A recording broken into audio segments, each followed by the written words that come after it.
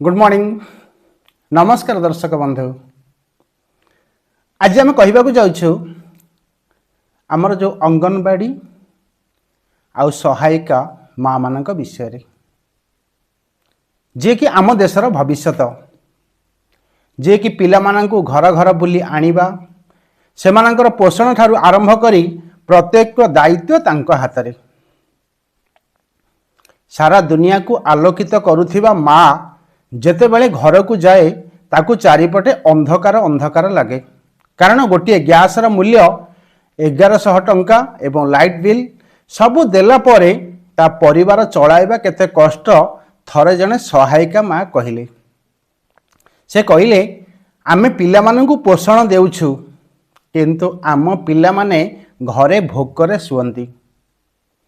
कारण 2018 रे supreme court आदेश देइथिले एमानंकु सरकारी मान्यता देवा पाई जदि सेमाने नियमित काम करूछंती सेमानंकु मजदूर कानून हिसाब रे लाभ मिलिबा कथा किंतु सरकार सुप्रीम कोर्ट को फैसला आज पर्यंत लागू होई पारला नाही। 2020 आमर जो कोविड महामारी रे एमानंकर भूमिका मुख्य थिला सेतेबेले आमर आशा अंगनवाड़ी माँ माने घर घर बुली टीकाकरण करुथिले सेतेबेले सेमानंकु किछिटा भी लाभ बा फलप्रद हेला नाही। ओडिशार अंगनवाड़ी कर्मी माने सेमानंकर विभिन्न समस्यार समाधान पई दीर्घ दिन धरी आंदोलन और दाबी करी आछंती। मुख्यतः सेमानंकर सरकार दरमा वृद्धि करिथिले मध्य अंगनवाड़ी संघ संपूर्ण संतुष्ट नुहे कारण सेमानंकर जुक्ति अलगा सेमानंकु जहा केंद्रीय अवदान मिलुछि सेमाने दाबी करुछंती कि केंद्र सरकार और राज्य सरकार मिसी अति कम 18,000 टंका दरमा दियंतु नियमित चाकरीर सुविधा करंतु सेमानंकु भत्ता बदल रे दरमा शब्दर व्यवहार करी संपूर्ण